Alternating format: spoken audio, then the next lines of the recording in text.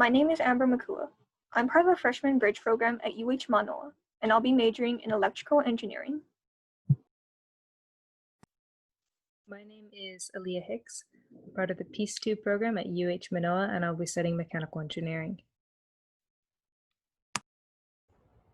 I'm Timothy Parrish, and I'm part of the freshman bridge program, and I'll be studying civil engineering at MANOA. So our lab is drone biosensing. Our faculty advisors are Dr. Victor Lubecki and Dr. Olga Borek-Lubecki. Our mentors are Sheikh Mahmoud Islam, Christian Grotto, and Farjana Snigdha. Next, please. So our project entails developing a non-contact medical assessment for search and rescue. This involves using biosensing Doppler radar to conduct a non-contact data collection of a person's respiratory motion. With UAV technology, our radar is allowed entrance to hazardous or unreachable areas, such as those with radiation or unstable debris. Our overall goal of the project is to save the time, labor, and risk of search parties during their rescue missions. Next, please. So Doppler radar emits electromagnetic waves and utilizes the Doppler effect to detect an object's velocity or motion. In our lab, we use Doppler radar to detect the motion of a patient's lungs. From this, we can measure the periodic displacement of the radar's emitted and received waves, and therefore determine the health status of that patient. In addition, Doppler radar can bypass several visual obstructions. Next, please. In planning for our research, one issue that occurs is the noise interference produced by the UAV's motion. Our solution to this is to use active noise cancellation, or adaptive filtering. Furthermore, the extraction of our patient's life signs depends on the demodulation of the filtered signal. From this, we can measure the respiratory motion of the patient's lungs, and then diagnose that patient's health status. Next, please.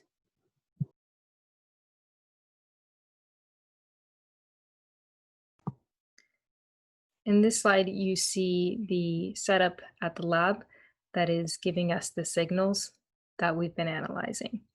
On the right, you have a breathing motion simulator. It's a foil dome set on an actuator that moves back and forth, controlled by an Arduino. To simulate human breath, it moves about 1 centimeter.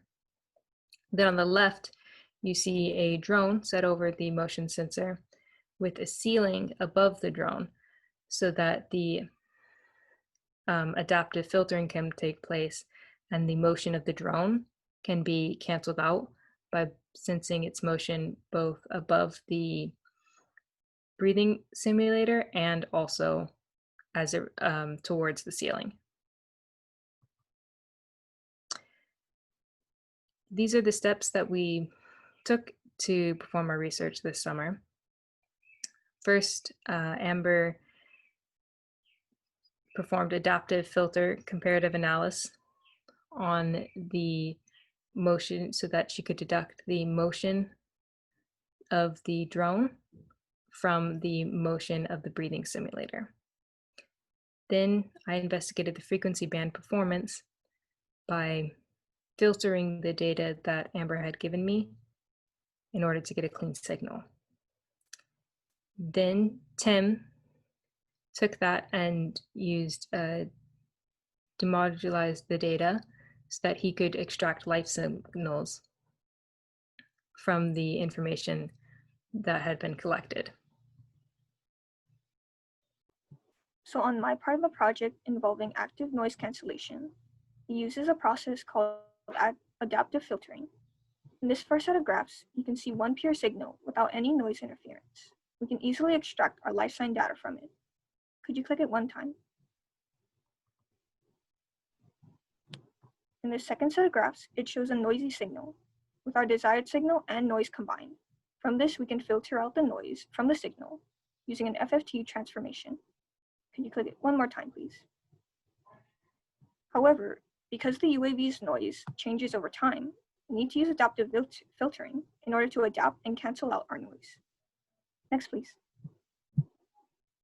So for my comparison of adaptive filtering, I've compared the following adaptive algorithms, specifically geared toward noise cancellation. So I've compared these algorithms by filtering out our noisy signal through MATLAB.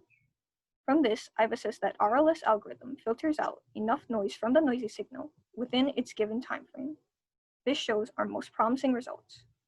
You can see on to the graph on the right, it shows our reference signal compared to the signal after its filtration using RLS algorithm. Next, please. So this chart shows my assessment of the adaptive algorithms. The rate of error represents the algorithm's accuracy of filtration. It's calculated by the average difference between the reference signal and the filtered signal per sample taken. You can see on the chart that RLS and affine projection equates the least rate of error in a 40-second time frame. Within the 10-second time frame, which is our more preferred time frame, the affine projection has a slightly lower average rate of error than that of RLS or NLMS. Lastly, for our convergence behavior, RLS gains a stability in its convergence after 4 seconds, while affine projection loses it after 3 seconds. So with a low error output and a means to gain stability over time, we can evaluate that RLS would be most effective to record and analyze our life sign data. Next, please. In order to analyze the frequency band performance, the signal needed to be clean, and the technique used was FFT, fast Fourier transformation method, so that the signal could be analyzed. What this did is it moved the signal, which was plotted amplitude against time, into a frequency versus magnitude plot, so that as you see here, on the right, you have the amplitude versus time. And then you have the FFT is transformed, the fast Fourier transformation. And what you see on the right is magnitude versus frequency. And you'll notice that one peak in this particular sample of data is much higher than any of the others. So what we will do in our next step is we will choose all of the data points that have been run through the FFT filter, and we will filter out anything that is any frequency that results in a magnitude that is less than 3,500. And when we do that, we can then revert that information back into amplitude versus time graph by performing a reverse FFT. And then we have the amplitude versus time, and we can see that this signal is much cleaner than what we had before.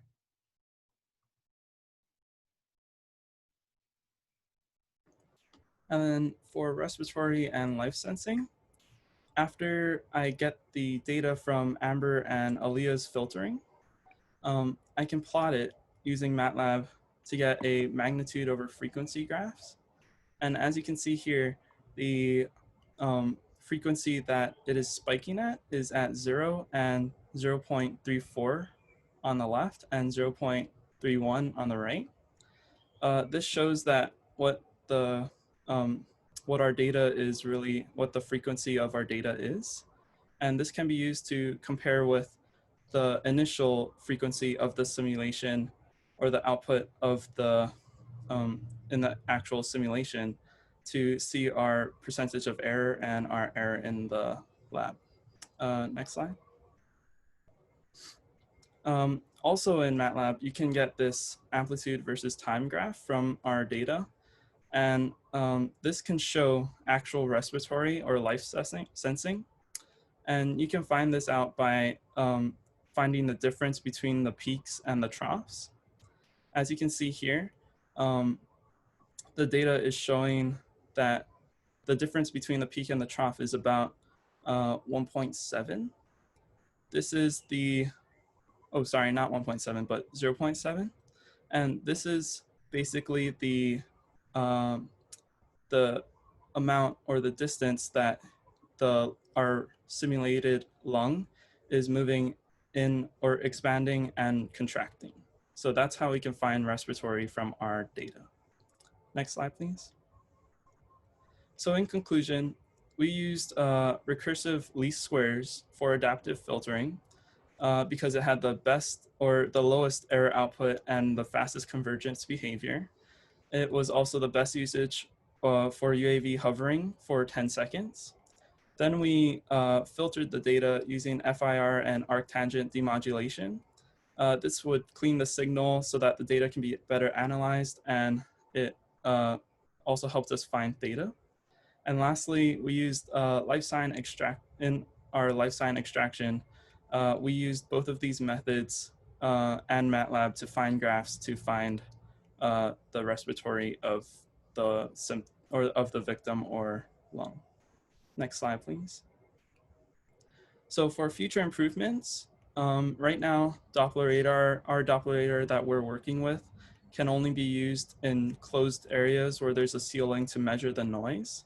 So we're hoping to find a Doppler radar UAV that can work in more open areas where there isn't a closed ceiling. And we're also trying to think of a more commercial stationary version. This version would be able to be used in hospitals or homes to help those without easy access to doctors or medical assistants. This could also help with remote medical examinations and also with just monitoring someone's heart rate without actually being there. Now, for specific impact on Hawaii, a lot of people, or in Hawaii, the area is very rural. It's very rural land, meaning that people don't have or aren't very accessible, and they're very in remote areas, specifically on the Big Island, where many people have large plots of land and their homes are in the very back of it. So it's not very easily accessible to medical needs. And also, for search and rescue, this can be used in Hawaii because, once again, it's very rural land, and it can also help scope out the areas for our search and rescue teams. Also, specifically now, the impact on Hawaii with these recent spikings of COVID-19, many people are scared to go to doctors or hospitals as they're scared to catch the disease. But with this, doctors may be able to have remote medical examinations on their patients without actually having to be there. So then people could stay safe and not risk getting COVID-19 while also being examined while in their homes.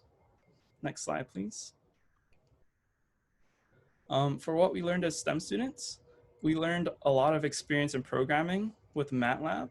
We learned a lot through coding to get the data that we needed and the data that we wanted.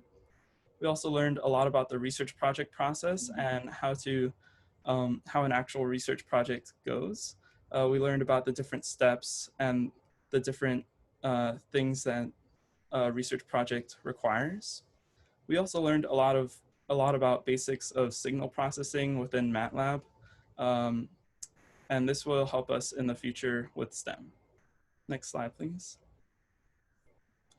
These are our acknowledgements. Thank you to Dr. Victor Lubecki and Dr. Olga Boric-Lubecki, and also thank you to all of our mentors.